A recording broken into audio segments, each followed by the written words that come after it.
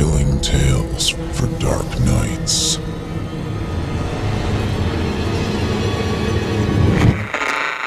Want to make sure you never miss a Chilling Tales for Dark Nights video again? Be sure to subscribe and hit that bell to turn on notifications. The following program is intended for mature audiences and may contain strong language, adult themes, and content of a violent and sexual nature which may not be appropriate for everyone.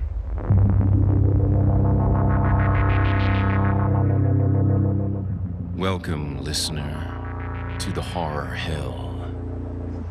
If it's the darkness you seek, you won't be disappointed. I'm your host, Jason Hill, and it's time for our appointment. In this place, there is no sun, and nightmares do come true. Here, instead of shadow falling, the shadows follow you. Consider getting comfortable before the air grows colder. Prepare yourself, if you dare. Come, inch a little closer.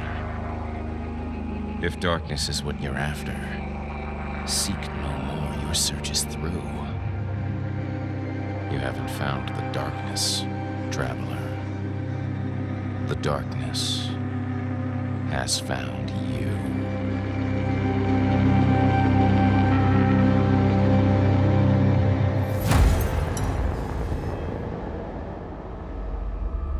Welcome to Season 2, Episode 16. I'm your host, Jason Hill, and I'm thrilled you could join me tonight. In tonight's episode, we'll join author T.W. Grimm in a gruesome descent to the depths of depravity and the edge of madness. You're listening to the standard edition of this program. If you'd like to show your support and enjoy ad-free versions of this and all our other episodes, as well as hundreds of tales from our audio archives dating back to 2012, visit simplyscarypodcast.com and click Patrons in the upper menu to sign up today to get instant access from our friends at Chilling Tales for Dark Nights. Thank you for your support. Now, allow me to escort you to a place where the sun dies and nightmares come to life, where those who seek the darkness need look no further. Welcome, listener, to the Horror Hill. You haven't found the darkness. The darkness has found you.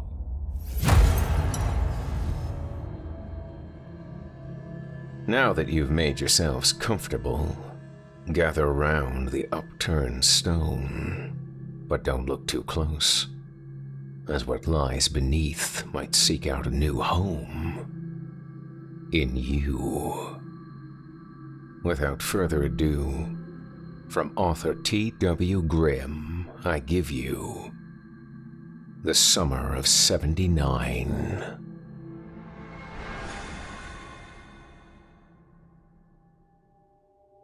When I pulled the van up to the curb in front of Trinity House, my first thought was something along the lines of, "Oh, really?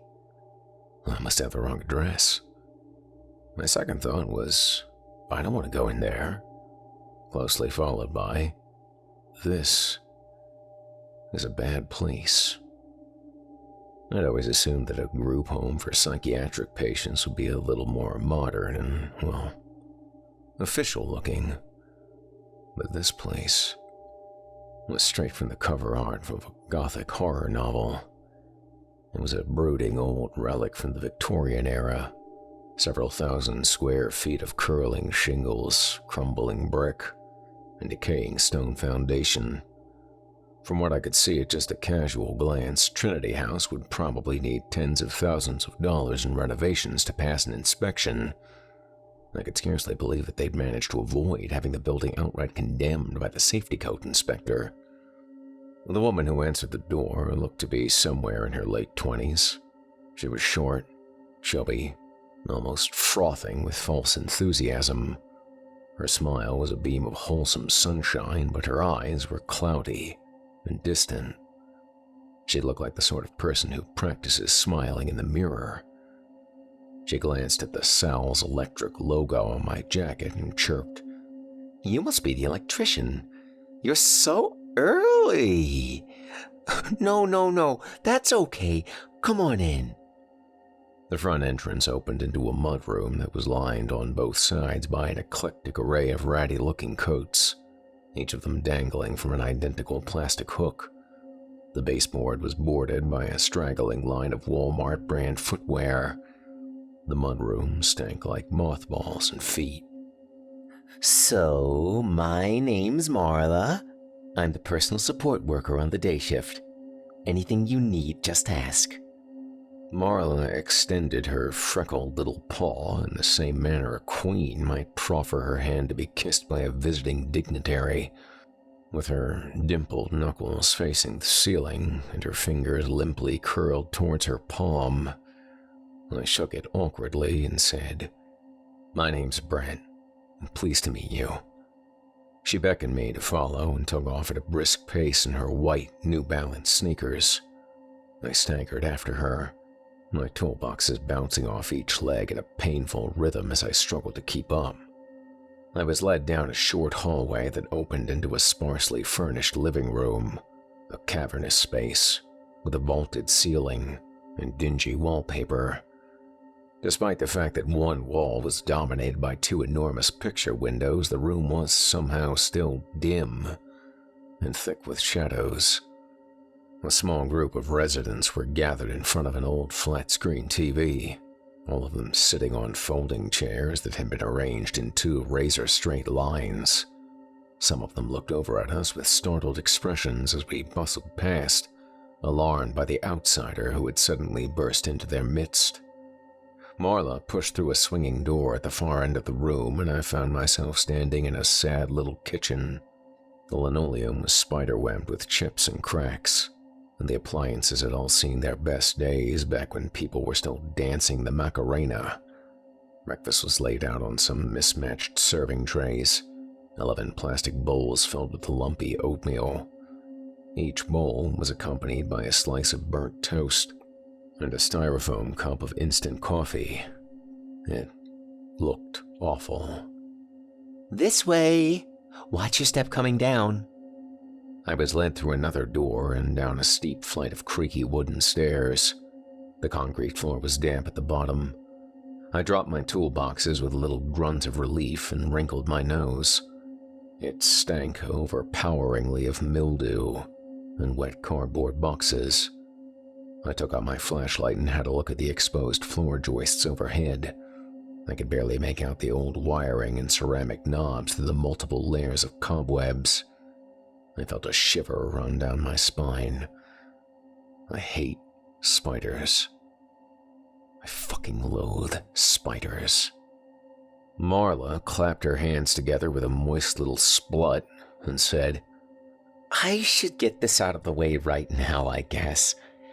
Most of our residents are harmless, but Mr. Reinhardt is a different story.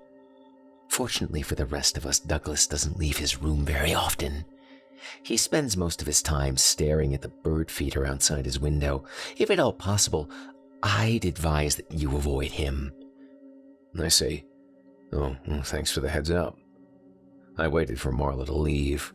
She leaned up against a support pillar and stayed right where she was, staring at me without blinking.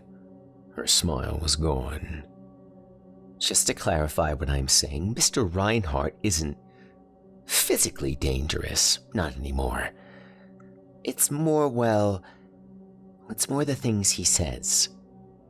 He's very intuitive, and he uses this to say the most horrible things. He suffers from some very strange delusions."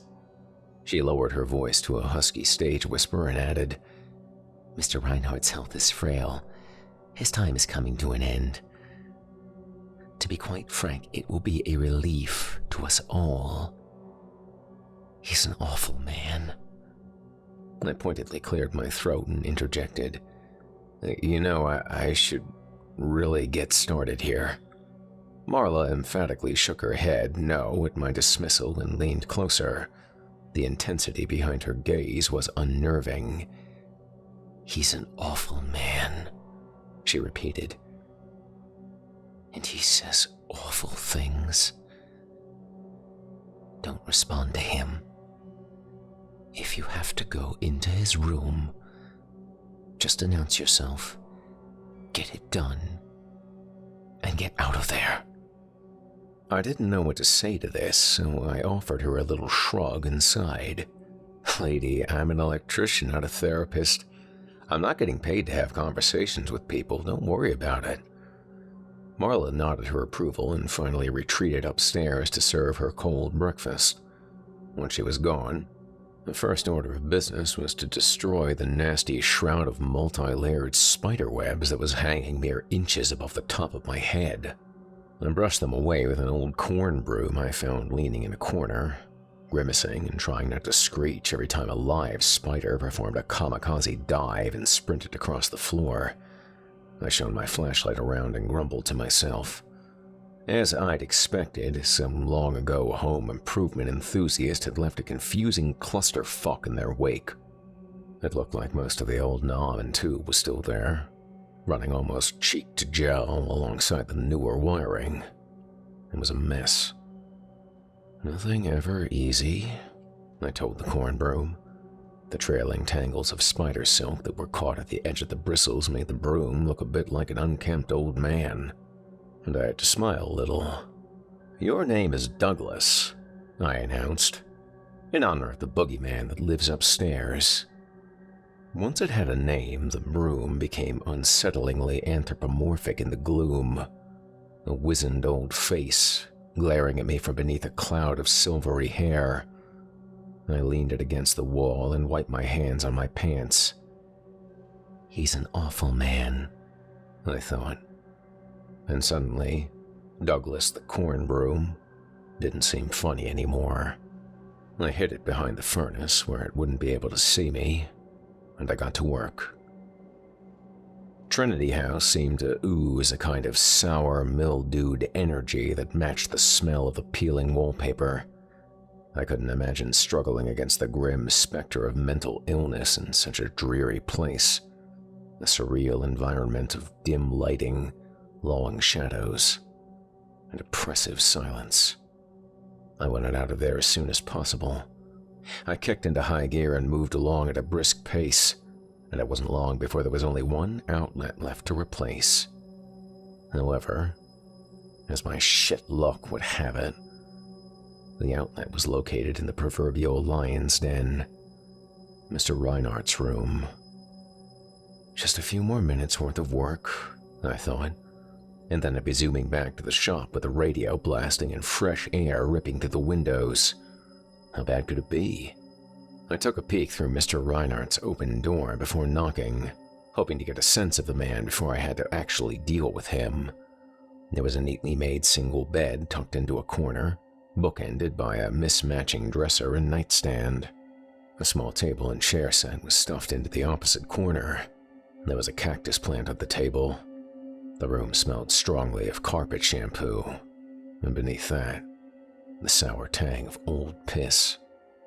A thin cloud of wispy, silvery hair was poking into view from behind the back of a plush rocking chair, a big box store cheapie that had been positioned to face the room's only window.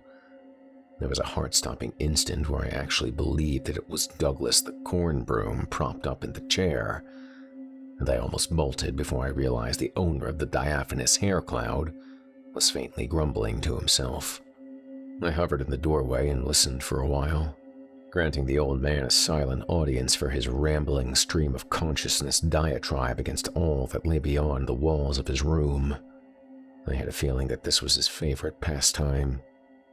When I felt that I probably heard enough of his verbal attack on humanity at large, I politely coughed and rapped on the doorframe.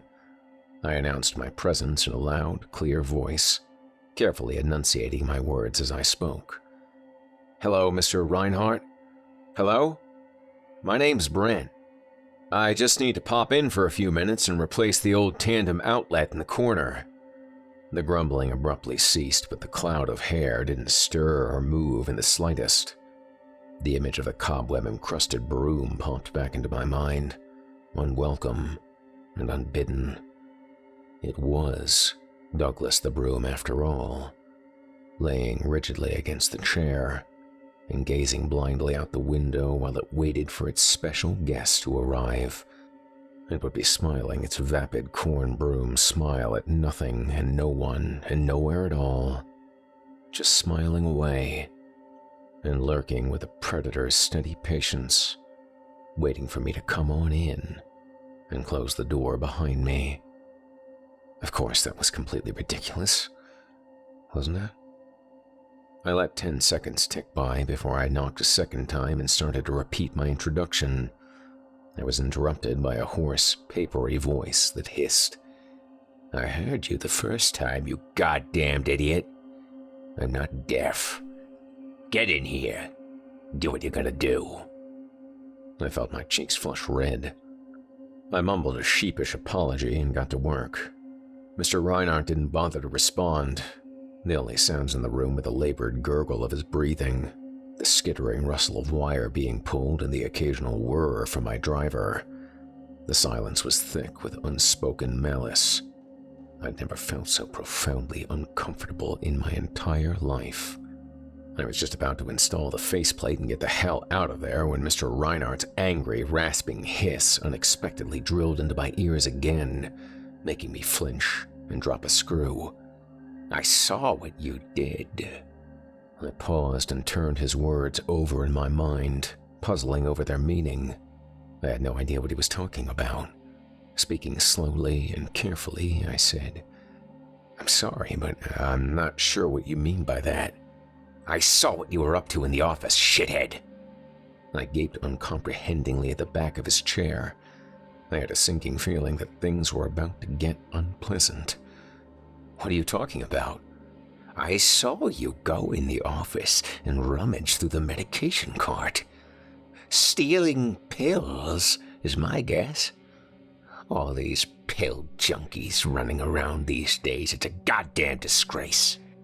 My heart started beating a little faster in my chest, and I felt my mouth go dry.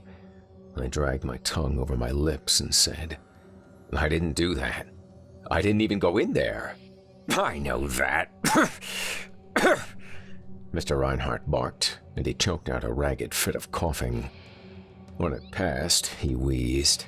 "It won't matter. I'll call the cops and tell them you did it. We got a phone downstairs we can use." I was speechless. I picked up the fallen screw and installed the wall plate with hands that weren't quite steady. The old bastard couldn't possibly be serious. Why would he do such a thing? "You got nothing to say for yourself?" "What do you want? Are you trying to blackmail me? What is this?" I could feel panic mounting in my chest. The old man wasn't joking. He was dead fucking serious. "No, nothing like that. I just want you to grab a chair and come sit down for a spell." A pale, wispy hand popped into view. It had motioned at the table set in the corner. "Put one of them chairs over here and have a seat." I snorted in disbelief and started gathering my tools. Actually sit around and visit with this fucking guy? Hell no. I said, "Yeah, I don't think so, old man. I'm gonna leave now."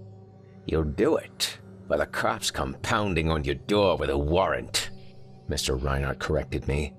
He sounded like he was smiling. "Stealing medications from the mentally disabled. That's pretty low, bud. You'll be lucky if you don't take a tumble down some stairs when they haul you in for booking." I snapped. "Yeah, except I didn't do that. They won't find your pills because I don't fucking have them." Mr. Reinhardt chuckled at my panic and said, "Oh, we already talked about that, son. I know you don't got those pills because it was me what took them. You do what I tell you to do and I'll put them back." I couldn't believe my ears. I sputtered. "And if I just walk out of here, you'll still put them back? I didn't do anything wrong here, and It don't matter, he interjected. You got a history, bud. I know you do. They'll get a search warrant and they'll find enough pills in your house to put you away for a decade. I froze, just as still as a statue, and stared at the back of his chair. I licked my dry lips and whispered, What did you say? You bet your ass the cops will seize that cargo van while they're at it. They'll completely strip the interior, slash open the seats and tear out the headliner, the dashboard. They'll tear out every goddamn thing. What do you think your boss is going to say about that? I stayed silent, but I knew exactly what Sal would say if the police came bursting into his office to demand the keys. You're fired. That's what he'd say. He'd squint up at me from the business side of that big cluttered desk and he'd say, I gave you a chance and you fucking blew it. Get the fuck out of my shop, you're fired. Out of a job and back in the clink, the old man crooned. By Jesus, what a mess. If only there was some way out. How do you know about any of that? I demanded, and my voice cracked. How did you know anything about me at all? The old man ignored me and continued to wax poetic on the subject of my ruination. The neighbors, he said. All the neighbors will come out to watch 'em frog march you into the back of a cruiser. They'll talk about it for years. The court of public opinion and all that. No one will remember if you were guilty or innocent, but they'll always remember seeing you in handcuffs. What is it that you want? What's the purpose of this? Mr. Reinhardt made an impatient sound at the back of his throat and muttered, I told you already. Grab a chair and sit down. I want to tell you something. My nemesis paused to endure another violent spasm of death rattle hacking and wheezing. It was painful to hear. I could only imagine how it felt. When it was over, he spat a wad of black-tinted goop into a small garbage can beside his chair. Fuck! He gasped. Dirty fucking cocksucker, does that ever hurt? I thought, okay, it's time to walk out of here. But I didn't do that. Instead, I grabbed myself a chair and carried it over to the window. There wasn't any other choice. Douglas Reinhardt wasn't long for the world. I could see that he'd been a big man back in his prime, but terminal illness had whittled him down into a cadaverous shadow. He was wearing an old work shirt that looked like a faded green tarp on his skeletal frame. It was sloppily tucked into a pair of khaki pants that were big enough for three of him. The old man's face was a hollow-eyed death mask beneath the thin whirl of his hair, a mummified bobblehead that wobbled unsteadily atop a crooked twig of a neck. He snapped, What the fuck are you staring at, jackass? And reached for a can of non-alcoholic beer that was sweating away on a card table beside him, wincing at the effort. He was clutching a portable oxygen cylinder in his other hand, cradling it protectively against his bony chest as if it were a sleeping infant. Put the fucking chair down and sit your ass on top of it. Stay a while. Once again, I bit my tongue and did as I was told. Mr. Reinhardt took a careful swig from his near beer and assessed me with sunken, bloodshot eyes. He looked exactly as he'd sounded, like an elderly rattlesnake in a permanently foul mood. Mr. Reinhardt may have been dying, but his blunted old fangs were still dripping venom. He grunted. What's your name again, kid? Didn't catch it. Wasn't paying attention. My name's Brent, I said, and I threw in a sarcastic, Pleased to meet you. The old man skinned back his shoestring lips in a gap-toothed smile. He said, Fuck you and your belly-aching Brent. You got lots of time. You got all afternoon. You got your entire fucking life. Not me.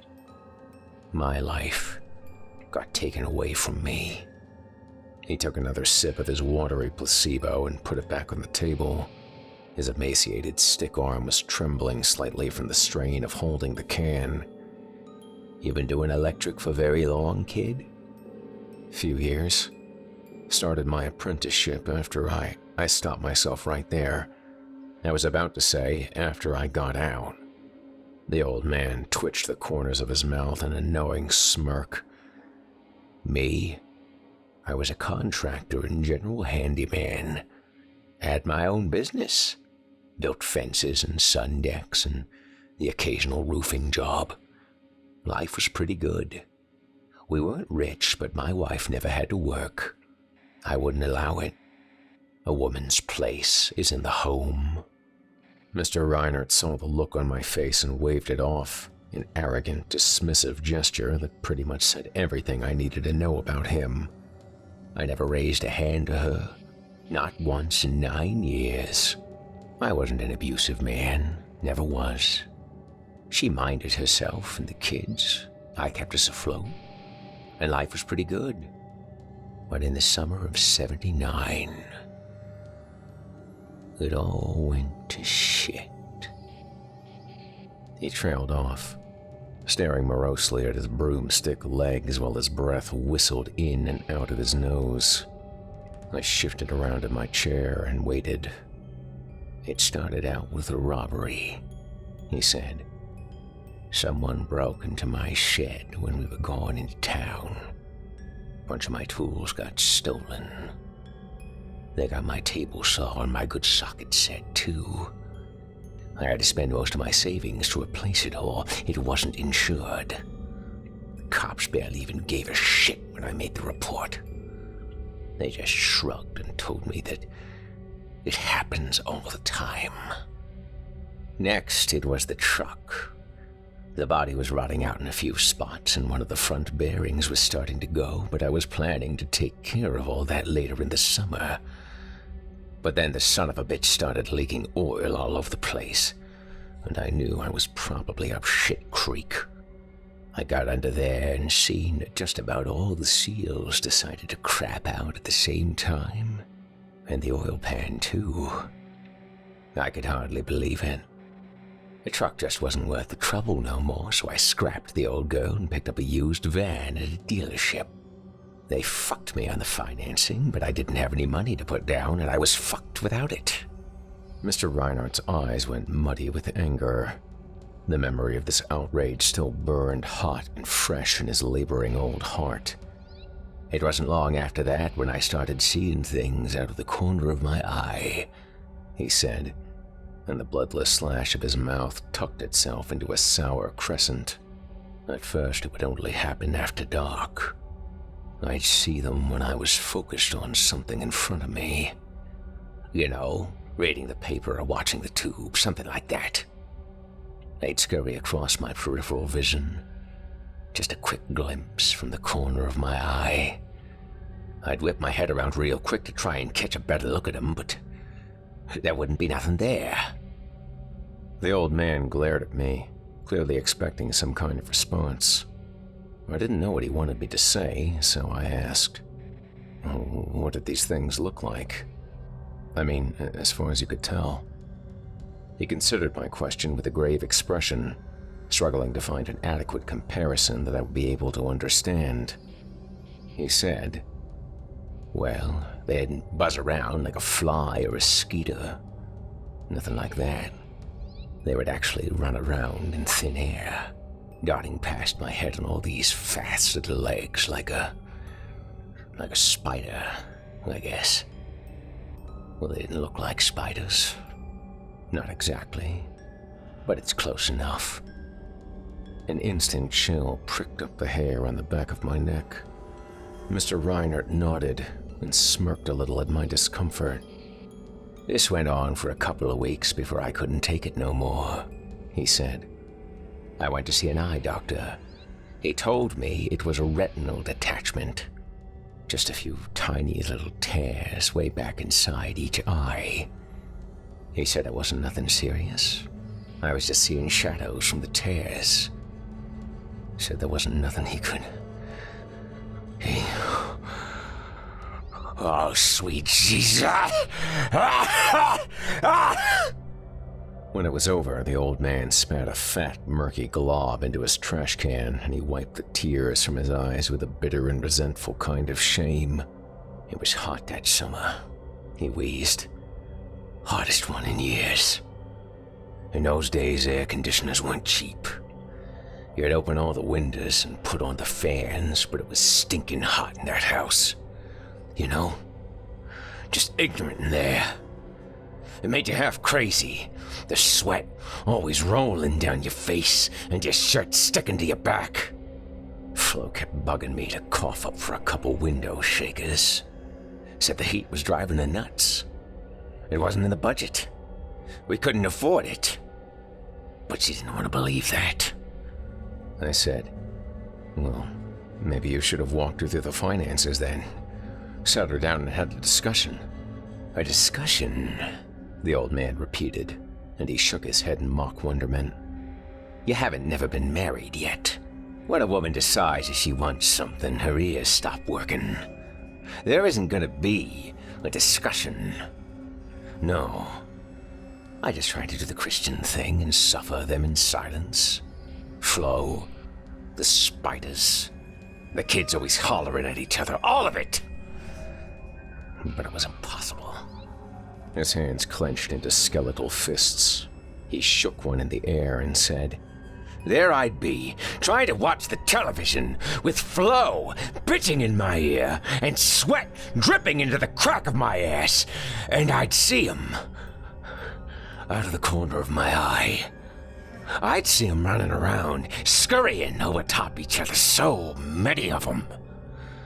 More and more every night. And would Flo ever shut the fuck up? Would she ever? Good Christ, it was constant. Just blah, blah, blah. This, and why can't we have that? And then the kids would start yapping at me too, and that really got my goat. I knew they were just following after their mother, but I'd be damned if I didn't want to slap the taste out of their mouths. I fidgeted at the edge of my chair and looked longingly at the door. Mr. Reinhardt saw this and snorted. Don't look over there. Look at me. I'm talking to you. I forced myself to scoot back in my seat. I'm listening, I said. I don't have much choice, do I? The old man fixed me with a baleful stare and continued on like he'd never been interrupted. I tell him, stop your whining. I didn't have no air conditioning when I was your age. We didn't even have a goddamn indoor toilet. So just think about that. That would shut them up for a while, but Flo... oh, she never shut up. If it wasn't an air conditioner, it was something else. She wanted a bigger TV. She wanted a dishwasher. She wanted to go shopping for some new clothes. And how the fuck was that supposed to help? How was that supposed to put money in the bank? Mr. Reinhardt paused to wet his whistle. He studied the can, turning it relentlessly in his hands. Things were looking bad, he said. I spent the last of our savings on a down payment for that horse shit deal of a van. It got to the point where I was thinking I'd have to remortgage the house. But then I landed a contract to put up about 600 feet of privacy fence for a fella named Elton Hyde. And it was a godsend. Now everyone knew Elton Hyde was a grade A, dyed-in-the-wool son of a bitch. He was an upper management down at the paper mill, and he liked to throw his weight around town. The man was an asshole, but I needed the work. So there I was, digging holes for the fence posts out in this bastard's front yard, and sweet Jesus, was I ever sweating under that sun. It had to be 90 degrees out there by 9 o'clock. I was soaked right through, boots and all. Elk comes waddling out of his house, and I see that he's scowling away while he's inspecting my work. I come over and ask if everything's okay, and he barks at me. Hell no! You got these holes veering off at an angle. Can't you see that? Mr. Reinhardt stared out the window. brooding darkly over the memory of this insult. Slowly, he said, "No, I'd come out there the day before and measured it all out. Twice. And I made damn sure that the stakes marking the post holes all lined up straight as an arrow. But he was right. The goddamn holes I dug were staggered on an angle. I didn't know what to say. I told him that I'd fix it. An old elk crowds in right close to me and huffs. "You're damned right you'll fix it, or you'll pay someone else to do it out of your own pocket. I don't give a rat's ass which one it is. Just get it done." I watched the beefy bastard stomp back up to his house and slam the door. All I could think was, I bet you got central air in there. And suddenly I realized that I can see them out of the corner of my eye. The spiders. Right in broad daylight, there they were, running around in the air on either side of my head. Dozens, maybe even hundreds of them. I'd never seen so many before. It scared me. I started walking to the van and they followed me, just like a cloud of horseflies chasing after some poor old nag in a pen. I jumped in the van and they came right in after me, swarming around my head in a cloud, and I lost my mind. I started swatting at them, hollering, "Get away from me! Leave me the fuck alone!" Mr. Reinhardt paused to hack up another payload of mucus plugs and spat them in the garbage in rapid succession. Puh, puh, puh. The sound they made when they hit the bottom of the can made me feel faintly nauseous. Right then, just as I'm losing my goddamn mind and swinging at the air, a rusted-out old Crown Vic comes roaring by at 20 over the limit. It's some long-haired kid with his stereo blaring at top volume. I was too busy fighting all the fucking spiders to hear him coming, so it kinda gave me a start when the kid comes slamming past with his music so loud. When I turned to look at him, one of those nasty cocksuckers jumped on my face and ran right into my ear. I made a strangled little sound in my throat, and I resisted the urge to reach up and take a swipe at the side of my head. The rational part of my mind knew that Mr. Reinhardt's spiders were just a delusion, but the part that was ruled by primal fear didn't give a fuck about any of that. Spiders, it gibbered. Fucking spiders running into your fucking ear. Jesus Christ almighty. What a horror show. I cut my own head off. I'd fucking jump into a bonfire. Holy shit, it moved so fast, he murmured, and he delicately touched the hollow where his jawline met his earlobe. It was just a split second and zoom. There it goes. Right into my ear. I felt an itch way down in there for a second. And then I smelled something in the air, like a mix of burning toast and ozone. And then it hits me. All at once. Hits me like a slap in the face. It was as if a fog had lifted, and I could finally see. The old man ruefully shook his head as if he was still amazed by how blind he'd been to something that had been so glaringly obvious. It was him, he snarled. It was that pimple-faced son of a bitch in the Crown Vic who fucked up my post holes. How long was he watching me? How long was he waiting for his chance to sabotage my work? And then he comes driving by to gloat at me, to laugh at me, while I sat there and lost my fucking mind.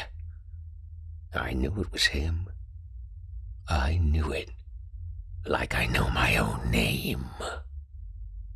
I fired up the van and chased after the little bastard, caught up to him at a four-way stop and swerved around him to block the intersection.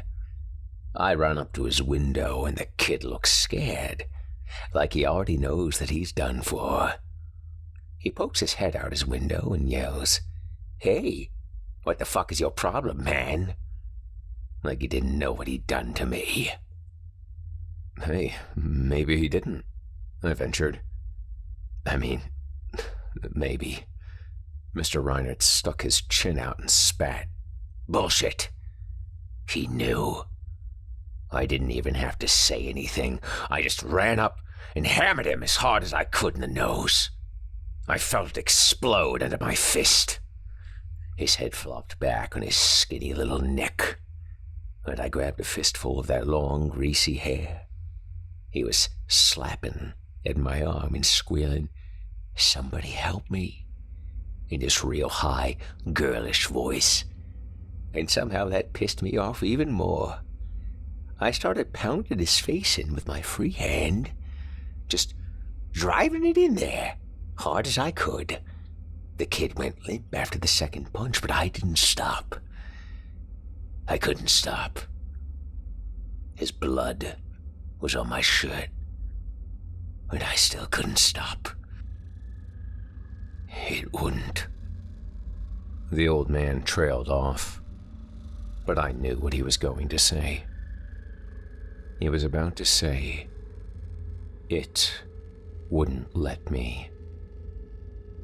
Did you kill him? Is that why you're here?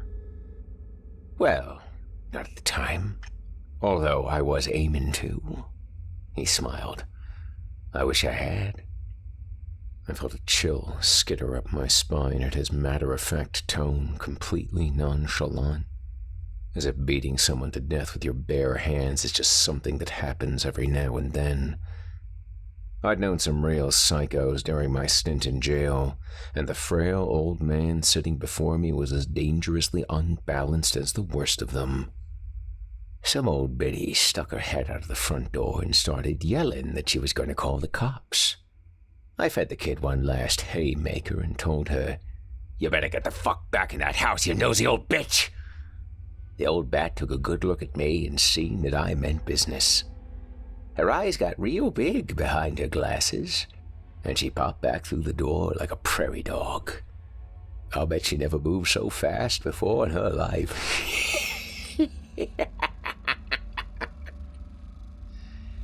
The kid was still kind of just dangling halfway out his window.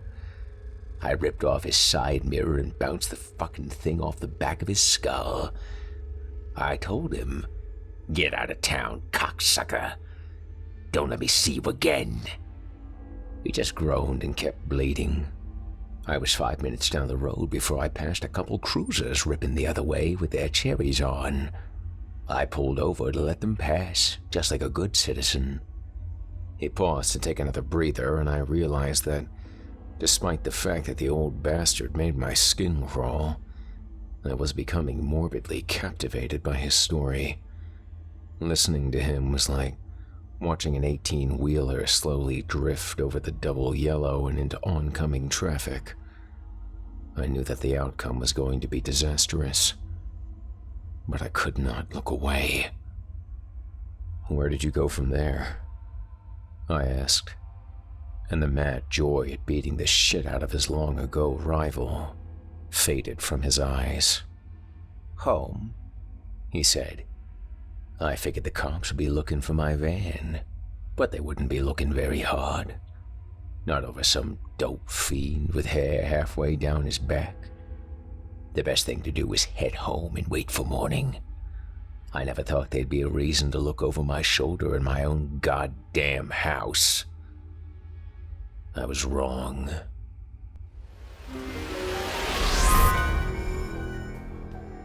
This episode of Horror Hill is proudly brought to you by BetterHelp, the largest network of professional, licensed, and vetted counselors that you can trust.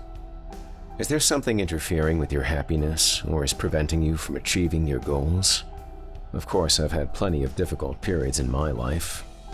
Whenever I look back on the years, I just remember these times when I felt like I didn't fit in anywhere or really with anyone.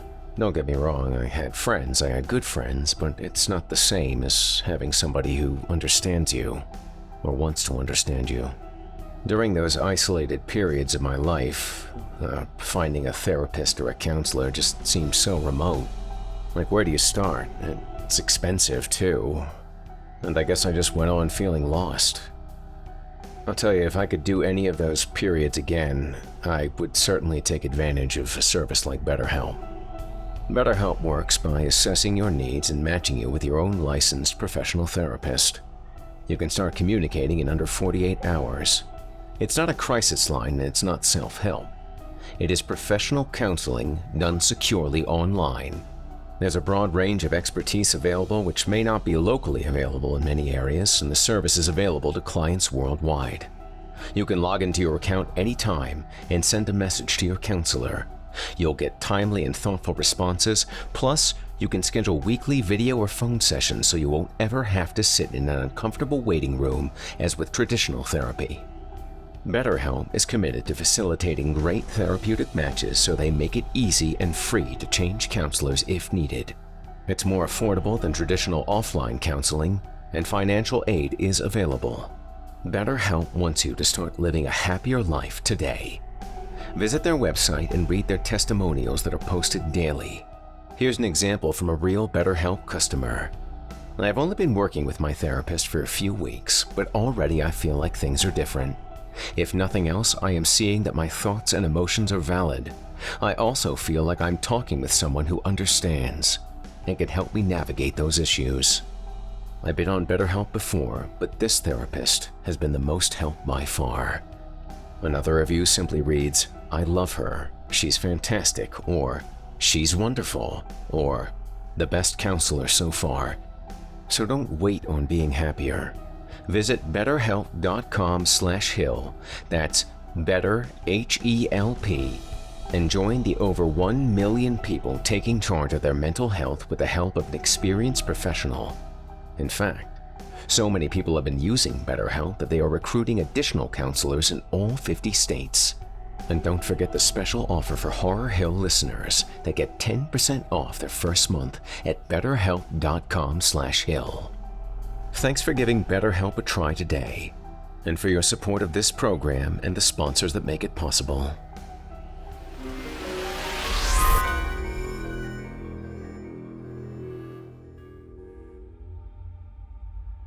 Mr. Reinert looked stricken.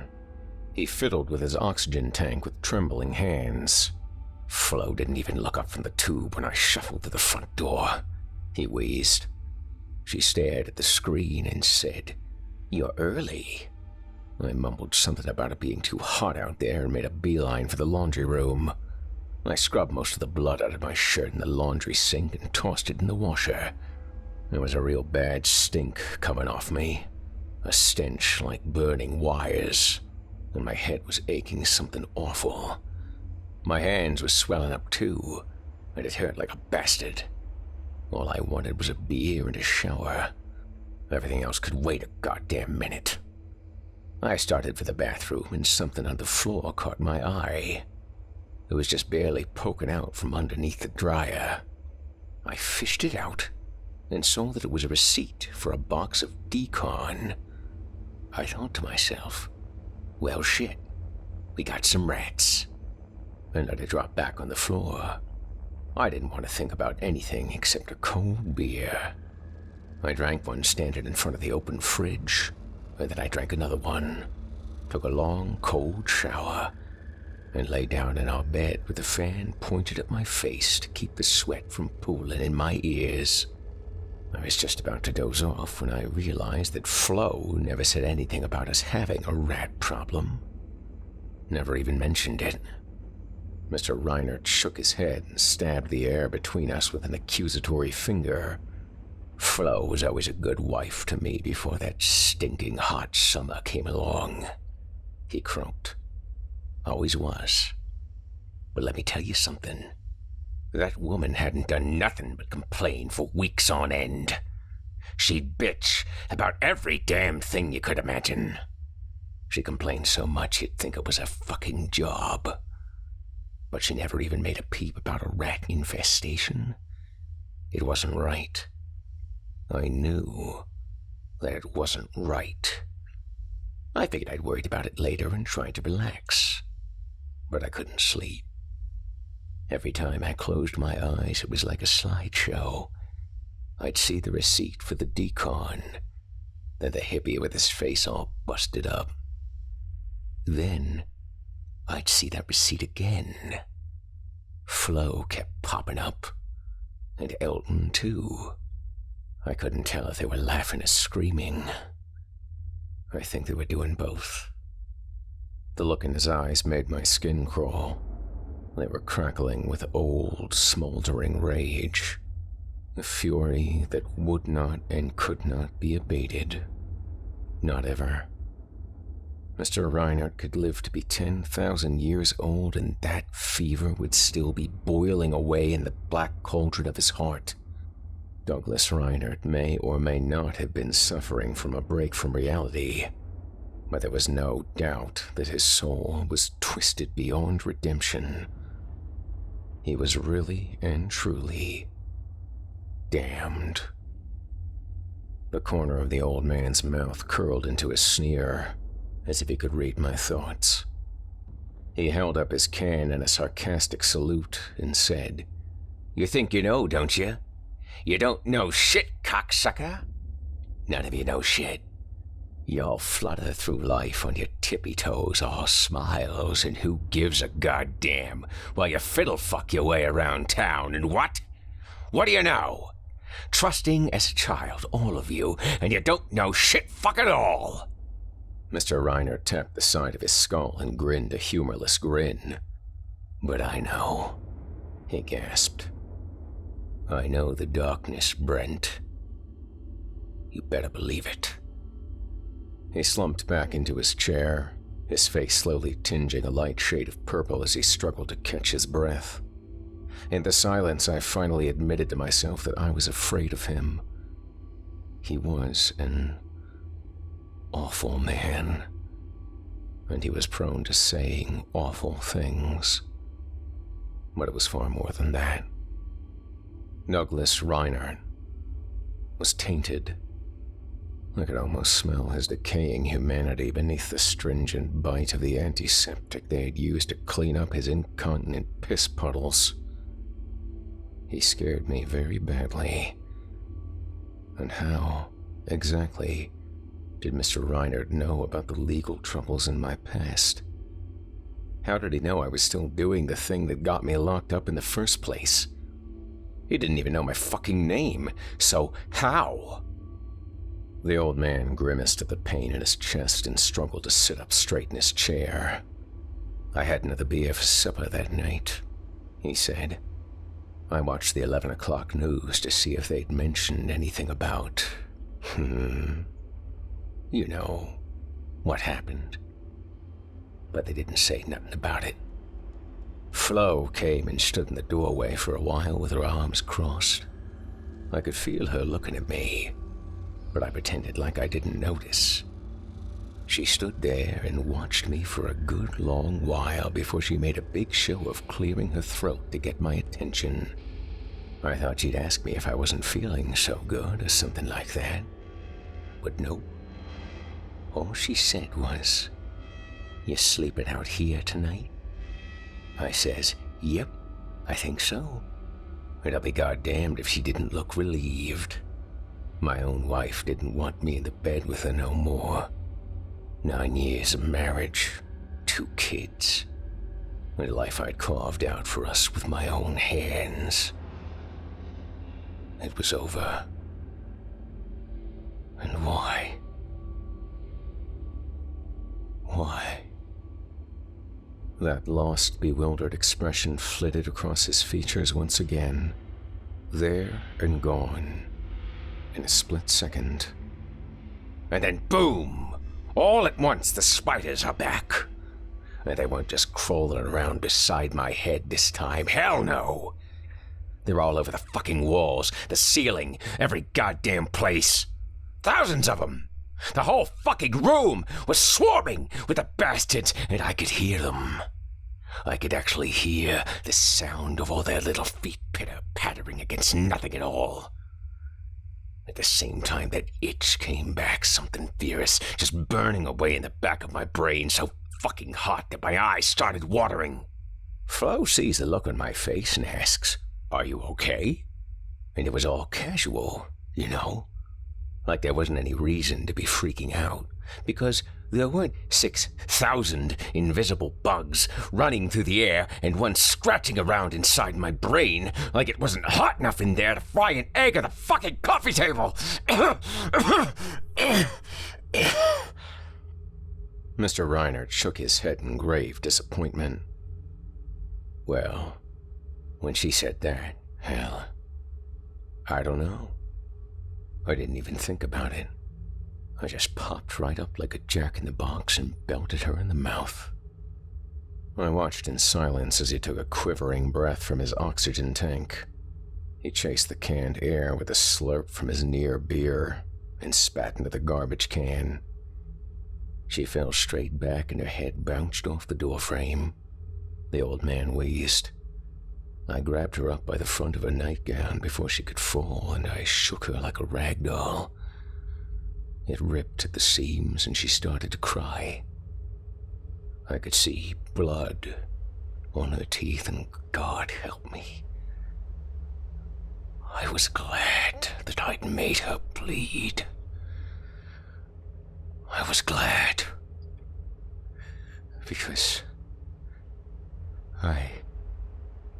Mr. Reinert's words faltered on the dry, withered flap of his tongue. He blinked back a shimmer of tears, and for just a brief instant, I could see the human being trapped inside the rotting cage of the monster he'd become. A man that was once a child who'd played at his mother's feet. A man who tried to live his life and love his own to the best of his narrow ability. Because you knew, I said, and he nodded. The sorrow in his eyes was almost painful to see. Almost.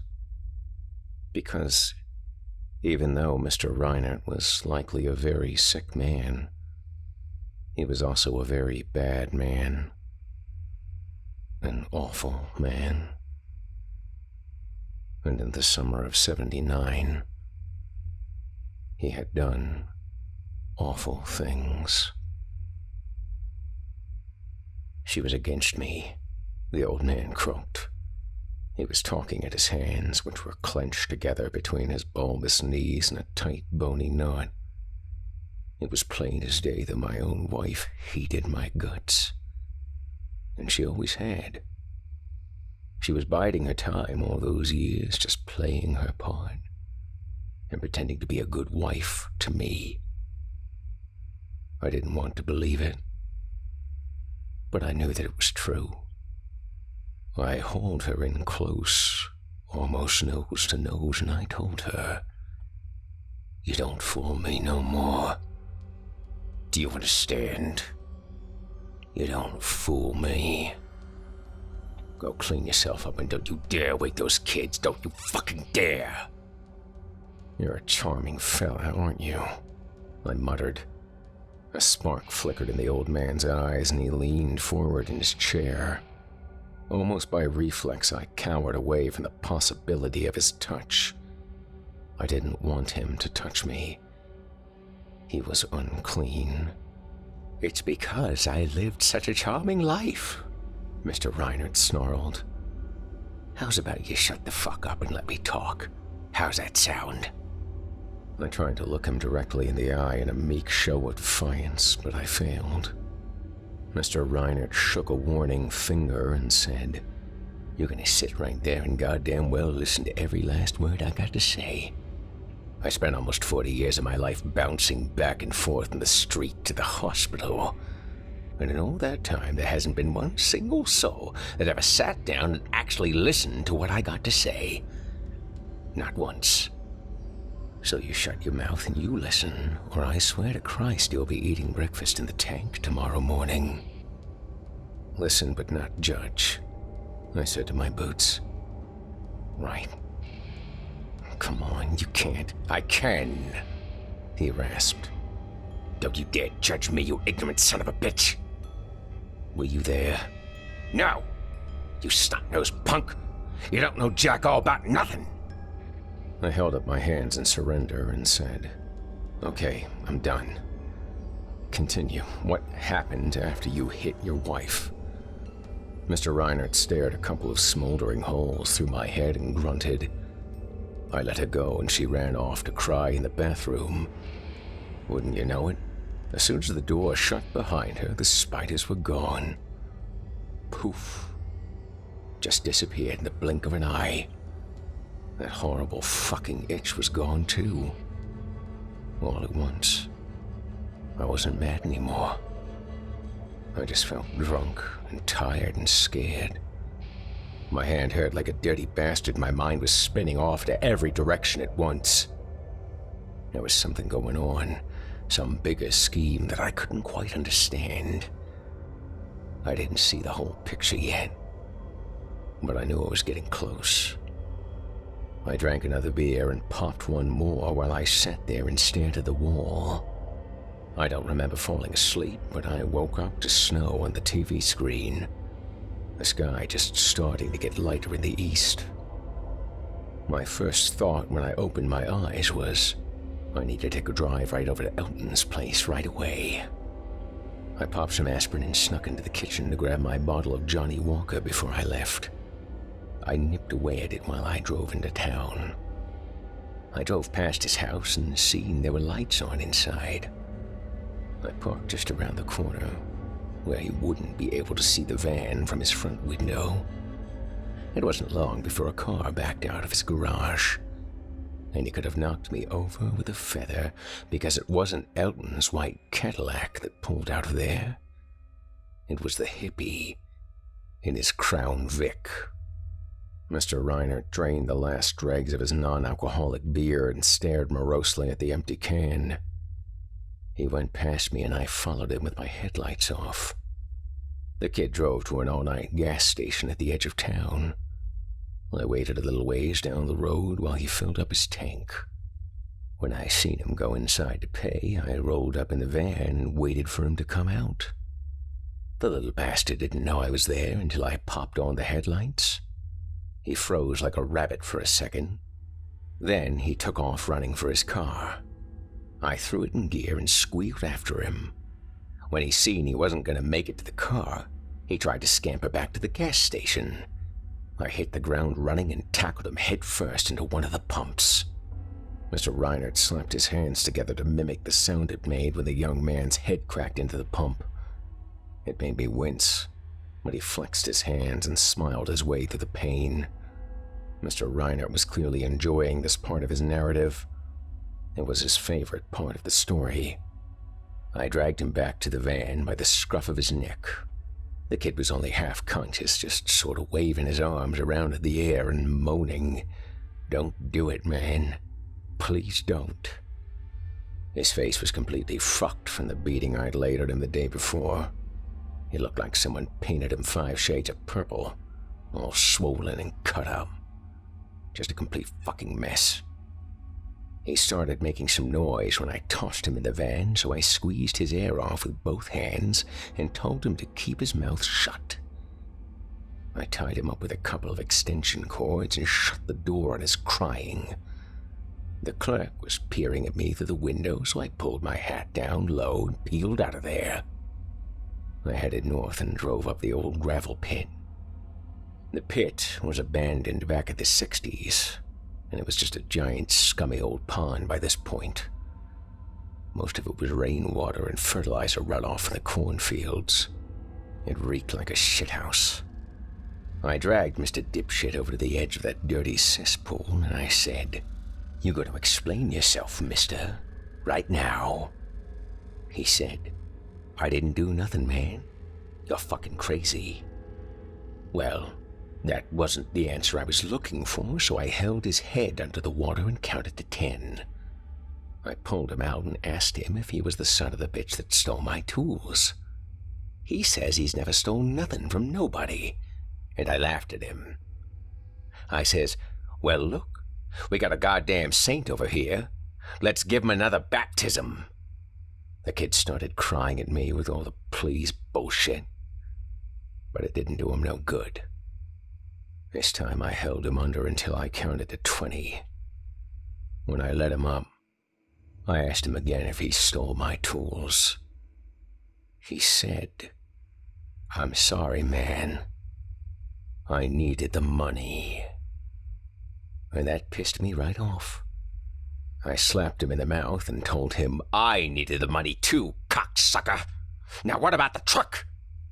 What did you put in the oil? It ate away all the seals. The kid tried to say he didn't know nothing about that, and into the drink he went. I held him under until the bubbles stopped floating to the surface. He coughed and choked and blubbered until he puked in the weeds. I stood over him and waited till he was done. I said, "You better talk to me, boy. You tell me everything right fucking now, or so help me Jesus, I will drown you like a rat." The kid looks up at me with puke on his chin and squeals, "I'll tell you whatever you want to know, just don't do that anymore." I says, "That a boy. Tell me who put you up to this, and don't you lie to me." Well, Mr. Reinhardt grinned. It wasn't no surprise at all when the kid says, "Mr. Hyde paid me to do it. He called me into his office and said that a guy could make it easy $100 if they could keep their mouth shut. He gave me an address and he told me to break into your garage and steal your tools. He said, 'Clean him right out. I don't care what you do with the stuff after, just clean him right out.' He called me into his office again a couple of weeks later and handed me a plastic bottle. He said he'd give me another $100 if I poured the stuff in your oil." Mr. Reiner turned his grin up to the ceiling, basking in the memory of this validation. He purred. I asked him how much he charged to move all those stakes that were marking the post holes. And the stupid little shit. Jesus Christ, no word of a lie. He actually kind of frowns and starts griping, for fuck's sake. He says, "Only got $50. It wasn't no fair. That was a lot of work, man. I got a full 100 for the truck, and that took like maybe 2 minutes at the most." "Fucking hell," the old man grimaced. He says that, and right away that itches back, and it's bad. It's eating right through the back of my brain. The spiders were all around us. So many of them, they blocked out the sunrise. And in the dark, I grabbed the hippie by the ears and I twisted. I grabbed those dirty goddamn ears of his and I fucking twisted them like a radio dial. He screamed and I screamed right along with him. Screamed and laughed and screamed some more. A kid hollered, "I didn't know it was you! I needed the money! I couldn't say no!"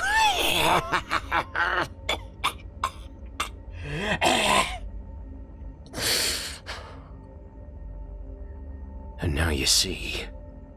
Mr. Reinhardt's voice was taut with emotion. His narrow features were almost writhing in an ecstasy of righteous affirmation. It was all connected.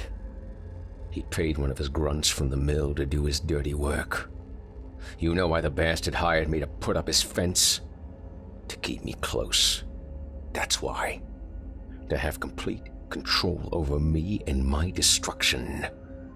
He wanted to break me in every way possible, and he wanted a front row seat to watch it happen. Okay. But why? It was more of a plea than a question. Why would he want that? You better believe I was aiming to find out. But the asshole lying there in the weeds didn't have no more answers for me. I knew what I had to do. I stood up and raised my arms, and I opened myself to them. Mr. Reinhardt nodded grimly at my revolted expression. It was bad, he said. They poured into me through my ears and down my throat, up my nose and my ass and down my cockhole. They even pushed through my eyes. Just hundreds and thousands of them, streaming into me every which way they could. They burned like fire. The pain was unbearable. When it was finally over, I was just standing there, weeping like a child while the kid stared at me with his eyes bugging out of their sockets. It was a minute or two before I could trust myself to move, he murmured. I felt different. I felt like I was vibrating at a higher frequency. I felt powerful. I smiled down at the kid and he cringed away from me. Because he felt it too. He felt the power coming off me in waves. I went back to the van to scare up an old rag and some twine. I laid the rag out flat at the edge of the water and piled up a bunch of stones in the middle. The kid said, "What are you doing, man? Hey, talk to me." I ignored him and tied the four corners of the rag together. It made a bag of stones that weighed about 10 pounds. I thought that would probably be enough. I knelt down beside him and patted him on the shoulder.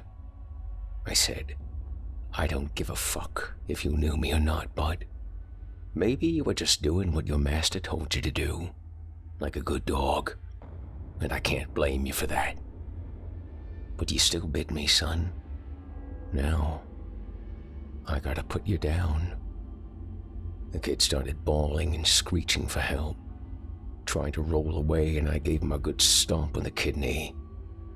I tied that bag full of rocks around his neck with a twine and told him, "Have a good look at the sunrise. It's your last one." The kid was crying so hard he gave himself a nosebleed. He tried to give me the song and dance about leaving town, slobbering and bleeding all over himself. And I says, "Can it, asswipe? I won't see you ever again this way neither." "Mr. Reiner," I breathed. "Come on, man." He didn't. The joyous triumph in his eyes made me feel sick. "I did," he crowed. "I threw the son of a whore into the water. He struggled to the surface, but not for long. I waited until the water was still again before I left, just to be sure." I gazed out the window at the bird feeder and tried to imagine the last few minutes of the victim's life. His terror and confusion, the gleeful madness dancing in his tormentor's eyes. I asked the old man's reflection, "Where did you go next?" The old man's ghostly twin gave me a crooked smile in the window. "I wanted to pay a visit to my old pal Elton Hyde, but I needed to have a word with the missus first.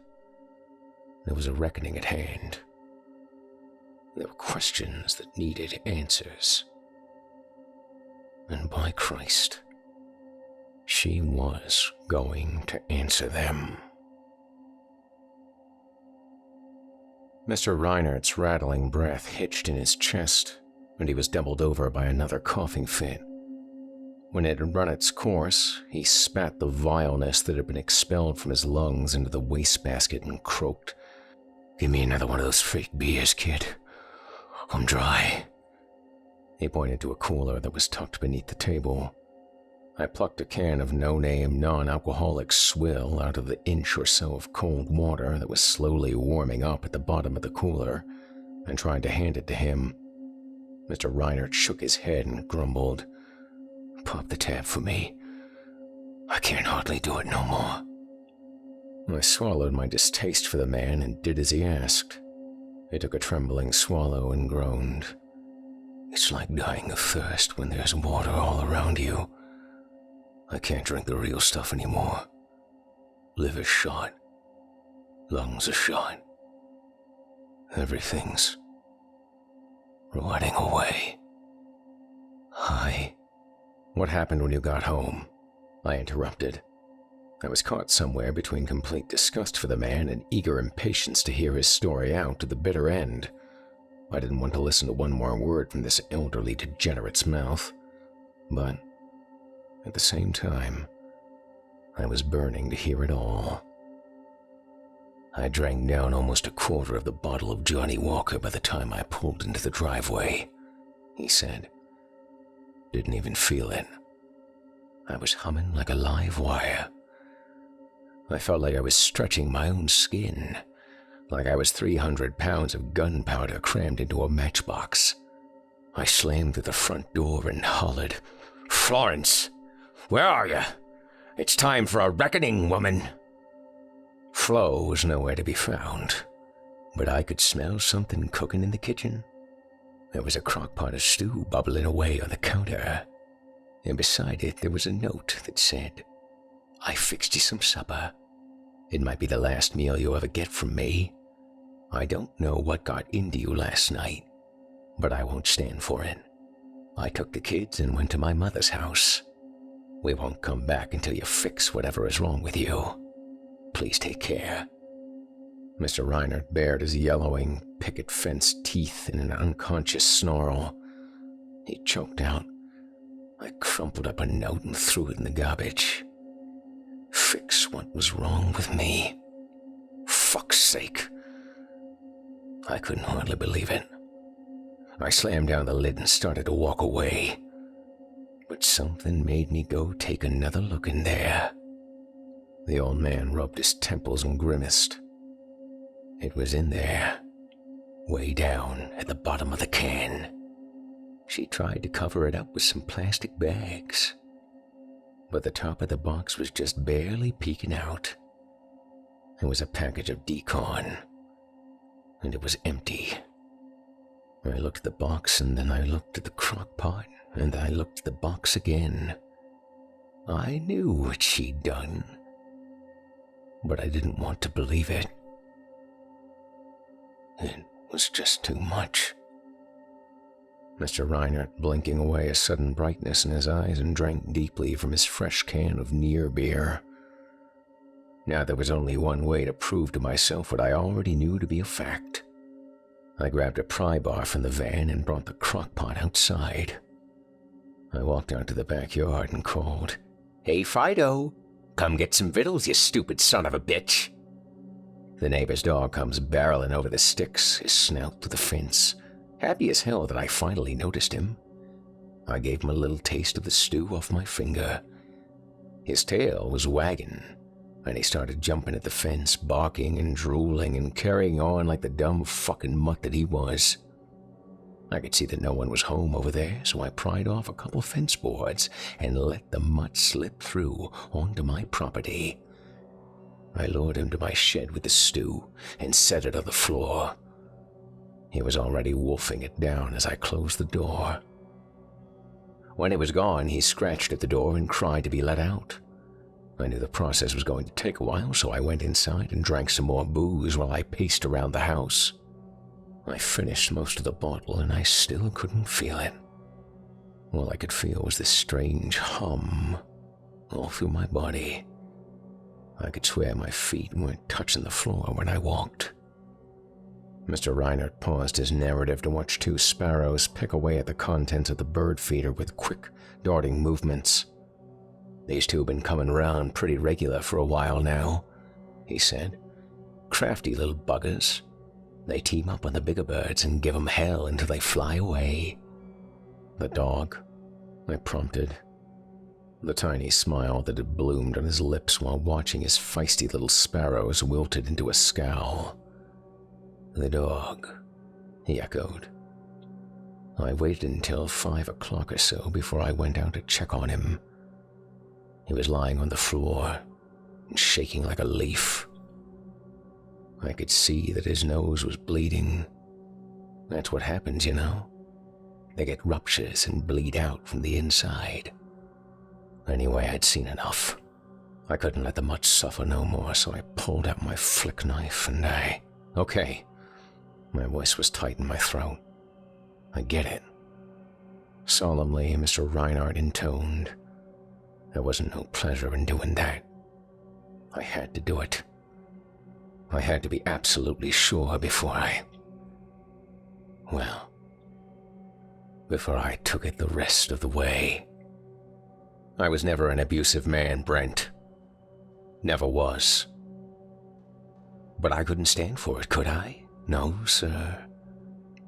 It was time for a reckoning. I was rinsing off my knife in the kitchen sink when the phone started to ring. Right away, that otherworldly hum kicked off into high gear. I felt that maddening, burning itch flare up everywhere, in every fiber of my being, and I knew who it was before I even grabbed the phone. I picked up the handset and I didn't say nothing. I just waited. Finally, a voice says, "Florence, is that you? Did you do it?" Of course, it was Elton on the other end of the line, Mr. Reinhardt hissed. They were in it together, Elton and my wife. How could I not see it? They were plotting together to grind me down and bury me in the dirt. Oh, I saw red. I saw nothing but a curtain of red. But I held my tongue and I hung up the phone. There wasn't no point in wasting words. I grabbed my knife out of the sink and jumped in the van. I was just starting to back out when a cop car comes pulling up to block the driveway. An involuntary "thank God" dropped out of my mouth before I could stop it. Mr. Reinhardt looked amused. The cop was an old bull with a crew cut, had a belly on him like a prize hog. He strolled up to my window with his hand on his holster and says, "Hello, sir. How are you today? Are you Douglas Reinhardt?" I says, "Maybe I am." "Why?" The cop nods like he expected something like that and goes, "I'm investigating a serious assault and possible kidnapping. Are you Douglas Reinhardt, sir? Is this your van?" I smiled to myself and said, "It is, and I am. Are you accusing me of something?" The cop nods to himself again and slaps his hand down on the roof. He says, "Can you step out of the vehicle, please? Come on out." Well, I'm sitting there and looking at this cocksucker smiling away at me, and I knew. Mr. Reinhardt chuckled. I knew that Elton paid the son of a bitch to come finish me off. He wasn't investigating a goddamn thing. He was there to execute me. Make up some story later, who would give a shit? The papers would all say I was a maniac on the loose. No one would ever know the truth. They'd probably give him the key to the city for gunning me down. So I tell him, "Sure, officer, whatever you say."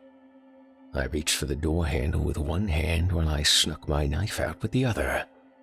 He stepped back to give himself some room, and as soon as I got out of the van, he pulled his gun on me.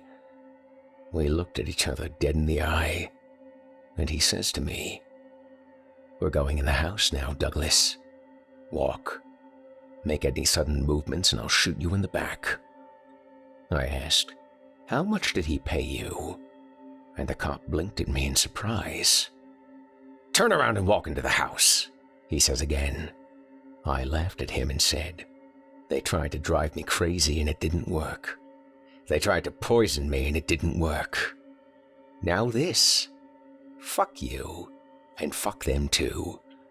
You can go ahead and do your dirty business right here in the goddamn driveway." The cop wipes the sweat off his forehead with his free hand and barks at me. "I told you to turn your ass around and walk in that house, boy. Get moving." I was lunging for him before he'd even finished his sentence. Mr. Reinhardt cackled. I knew he was about to pull that trigger before he did, and I shifted just a little bit to the left, just in time. I felt the breeze from the bullet part my hair, and then I had him. He tried to fight me, but it didn't do no good. I was humming on a higher cycle. I was 10 feet tall and faster than the wind. I slammed him up against the van and I held him there with one hand while I jabbed the knife in his belly. He screamed, "Oh, Jesus!" and tried to push me back, but he was alone, and I had the strength of thousands. I held him there and stuck him like a sewing machine. When I let him drop, his guts were hanging out, and his eyes looked like a couple of glass marbles all shiny and blank. I stared at him mutely, trying to process it all.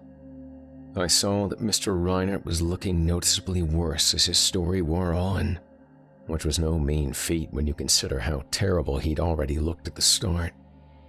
I was starting to feel pretty bad myself. It was almost as if the hatred and sick paranoia had somehow made the very air around us become toxic. I could fully understand why Marla was looking forward to his demise. Mr. Reinhardt was poison. What did you do with, the body? I asked. The old man shrugged and took a long swallow from the can. I tossed it in the trunk of the cruiser, he said. Pulled it out of my way and left it on the side of the road. I knew they would be coming for me. I didn't care.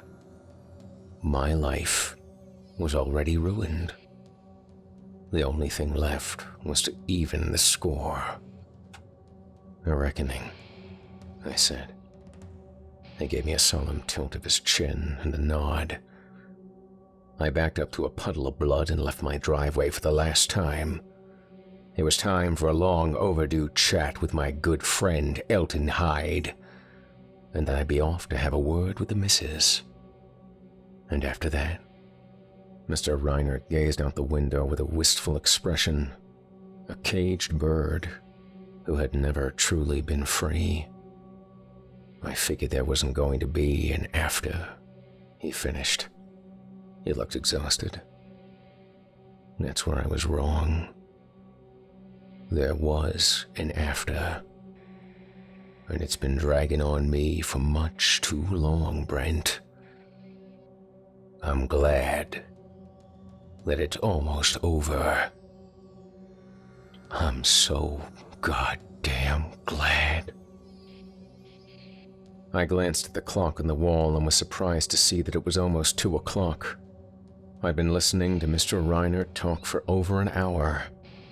My ass was starting to get numb, and I'd never wanted some fresh air so badly in my life, but Mr. Reinhardt's tale was drawing to its tragically inevitable conclusion.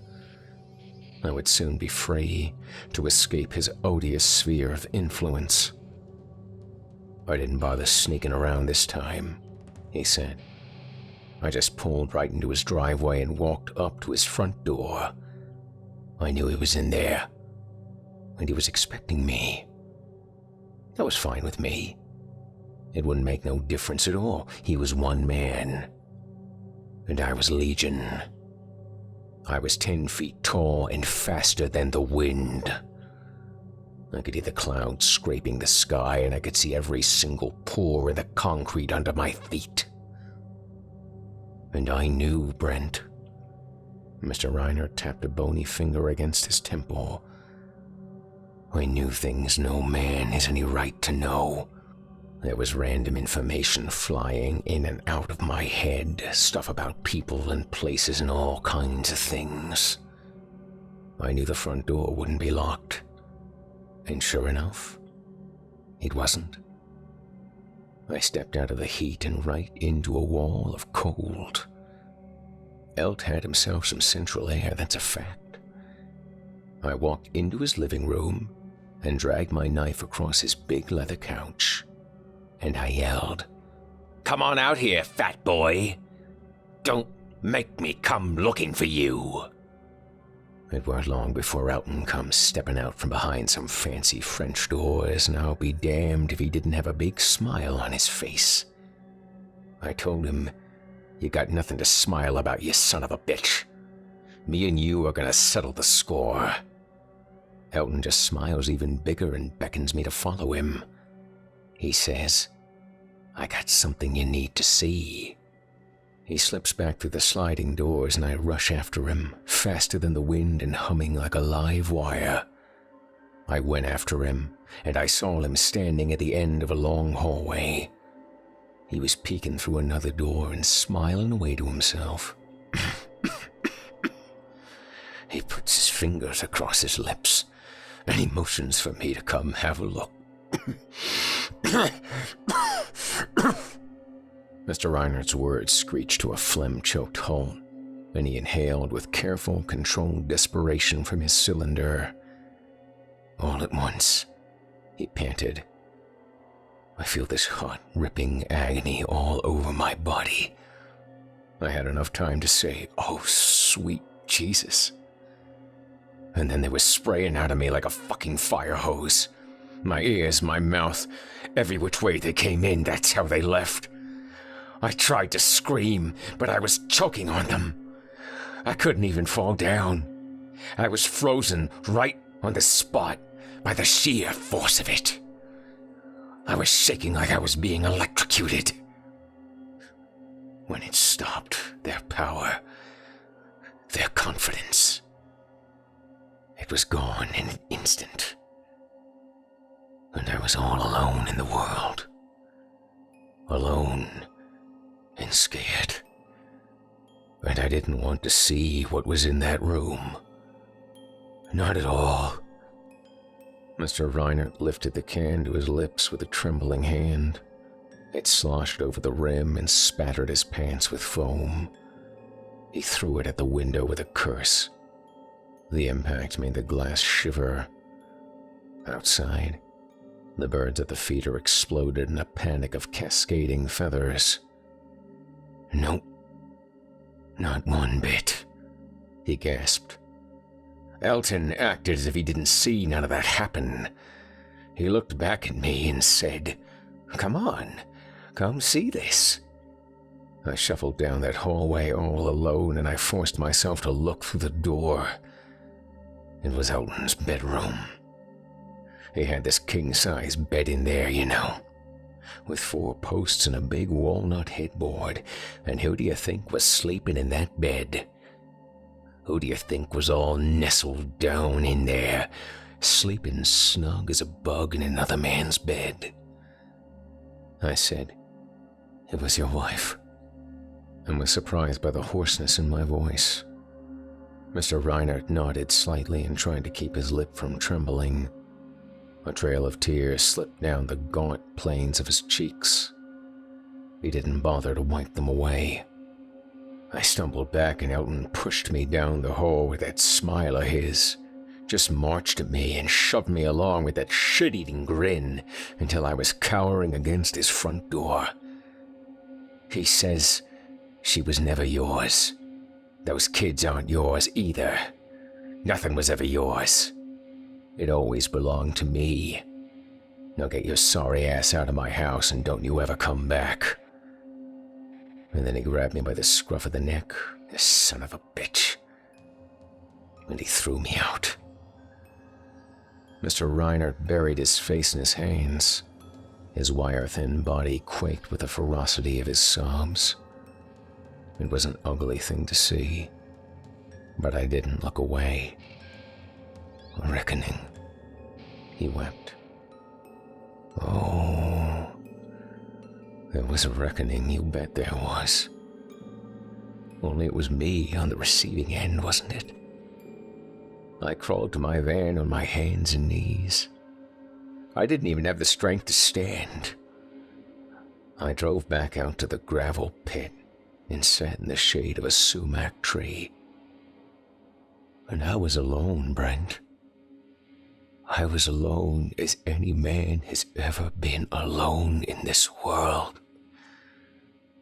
The spiders had abandoned me, but they left their darkness behind. I sat by myself in that darkness until later that night, and then I drove back to Elton's house. I dumped some hardware out of a couple glass jars, and then I filled the jars with gasoline. That was enough. I sat up straight and shouted, "No, no more. I'm not doing this." I rose to my feet, but Mr. Reinert nailed me in place with his red-eyed glare and kept right on talking. It went up fast. Mr. Reinert wheezed. Real fast. No one got out. I watched and made sure they didn't. The fire department didn't even notice I was hanging around, but some cop eventually wandered over and asked me what I was doing there. I told him I was watching the fire. He shakes his head at me and says, "Get the fuck out of here, weirdo." Just then, another cop wandered up to get a better look at me, and he yells, "Hey, wait a second, Hank, grab him. Grab that motherfucker, he's the guy." So I jumped on Officer Hank and I tried to get his gun. the old man murmured. I almost had it too, but the other one shot me. He pointed at a spot just beneath his left collarbone. Hit me right there, he said. I went down. He wanted to put another one in my skull, but Officer Hank wrestled his gun away. I was put on trial for 5 counts of murder. I asked, 5? How was there? And then it hit me like a slap. Florence hadn't taken the kids to her mother's house after all. Mr. Reiner burned his own children alive. Mr. Reiner closed his eyes and said, My lawyer told me if I didn't plead insanity, I'd never be free again. I told him I wasn't crazy. I told them all I wasn't crazy. But no one believed it. They had everything all mixed up, see? They said I found out about my wife's affair and I snapped. They said that kid was a drifter and he never even knew Elton Hyde. The cop I killed in my driveway was supposedly out interviewing suspects in the kid's disappearance. But that was just a story they made up to hide the truth. He came there to kill me. The old man glared bitterly out the window and added, Hell, they went so far as to say that I forced the neighbor's dog to eat an entire box of decon. And that's not how it happened at all. Said I poured it down the mutt's throat before I stabbed him to death. But that was all wrong. God damn them. I know. I've always known, but you don't know, I interrupted. And I was gratified to see the old man's expression change when he realized that his time was up. The session was over. The confessional was closed. And the power balance between us had tilted out of his favor. His pallid face flushed a faint rose color and he blustered, Listen to me, shithead! You don't listen to yourself! I snapped, and despite my aversion to the thought of touching him, I had to resist the urge to throttle the man right then and there. You don't fucking know. None of this makes any sense. Why would Elton try to call your wife at your house if she was already asleep in his bed? Why would she try to poison you if she'd already run away to safety? Because she was... What? Because she was evil? Come on, man. There's nothing but why at every turn. And you don't have an answer for any of it. You're delusional, Mr. Reinert. You're sick. Fucking face it already, man. Jesus Christ. Mr. Reinert met my eyes with an even gaze and said, I thought they were all gone, but they weren't. Not entirely. Some of them stayed behind. It wasn't me who burnt that house down. It was them. When they ran out of the room at the hospital and kicked me out in the street, the spiders kept me alive. I done some bad things over the years, it's true. But I also done some things that only seemed like they were bad. I always knew more than I should. More than any man should. They were always a part of me. And now that I'm dying, Mr. Reinert smiled a reaper's smile, and he tapped himself on the chest. Now that I'm dying, they're dying too. He brought his hands to his mouth and hacked up a lungful of his inner decay. With a malevolent twinkle in his eye, Mr. Reinert raised his cupped hands to me like a chalice and said, See for yourself.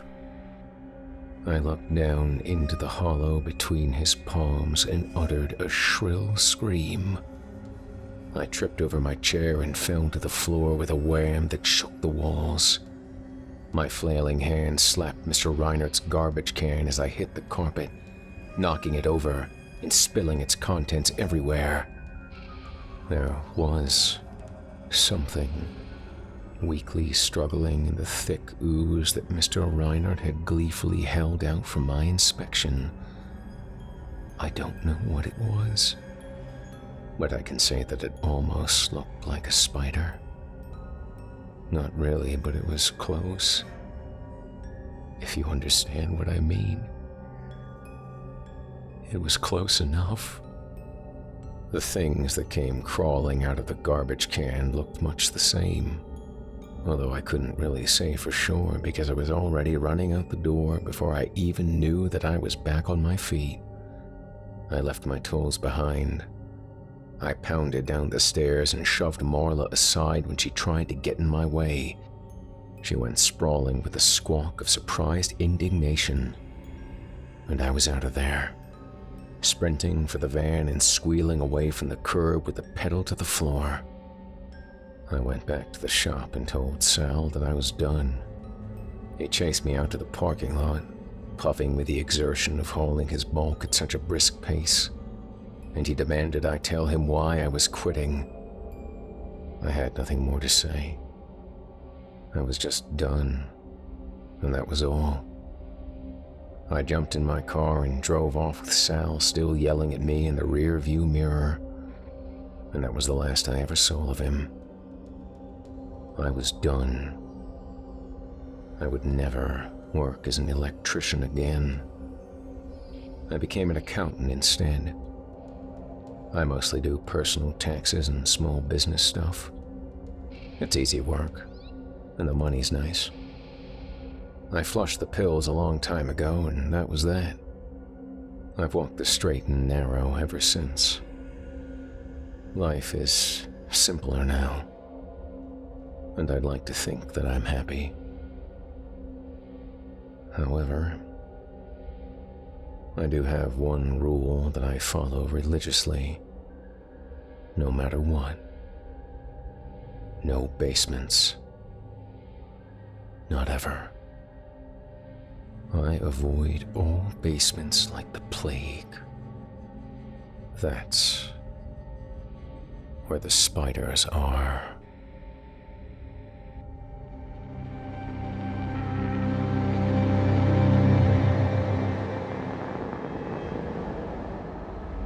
You've been listening to The Summer of '79 by author T.W. Grimm. I love happy endings. Too bad about old man Reinhardt, though. I guess he just had a lot to get off his chest. Or out of it.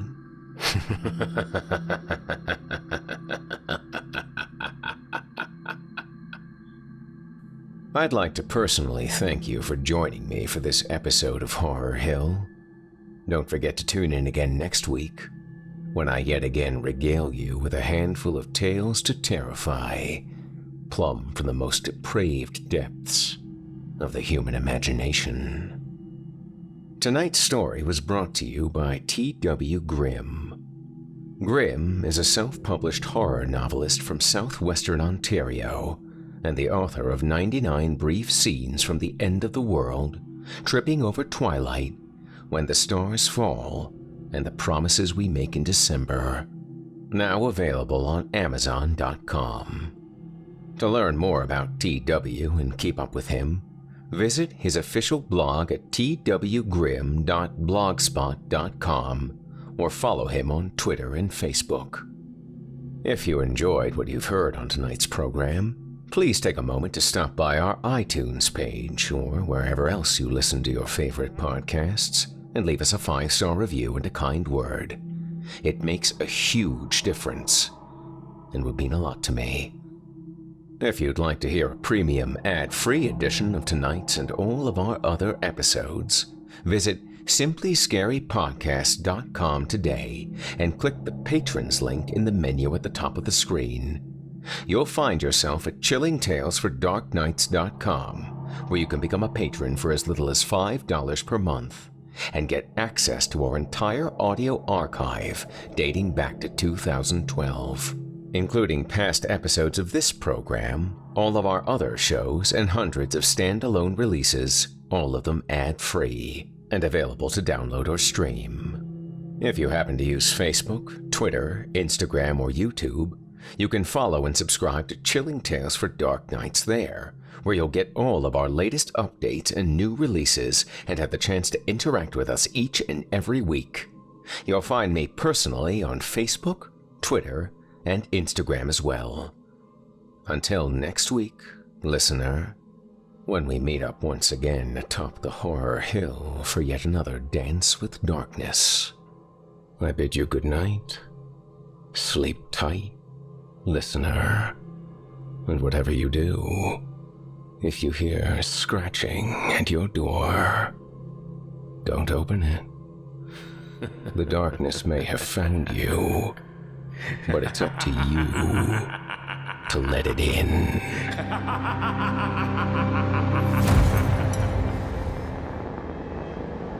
Thanks for listening.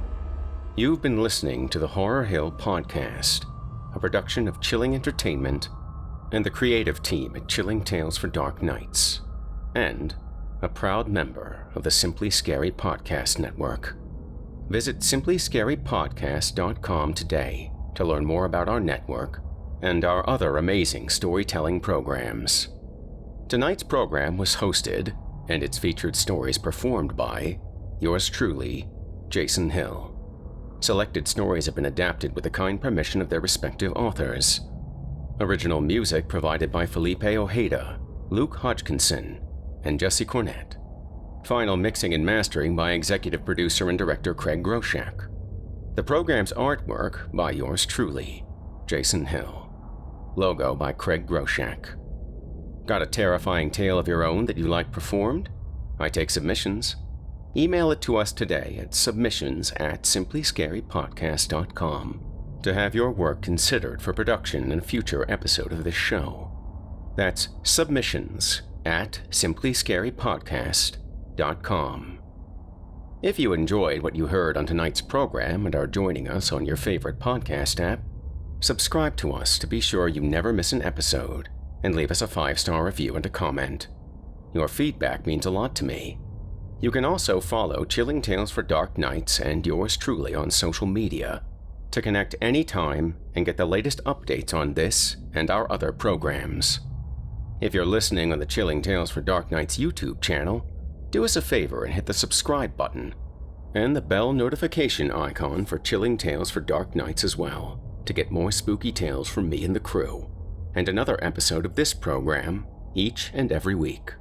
And don't forget to hit the thumbs up button to tell us how we're doing, and leave a kind word. And don't forget to visit us at chillingtalesfordarknights.com and consider supporting the team by becoming a patron. In addition to helping us out, you'll get exclusive access to our audio archive and ad-free downloads of all your favorite stories, including those you've heard on this program. As for me, I'll be back next week with more terrifying tales to keep you up all night. If darkness is what you're after, listener, your search is over. Yet, let it be known, you haven't found the darkness. The darkness has found you.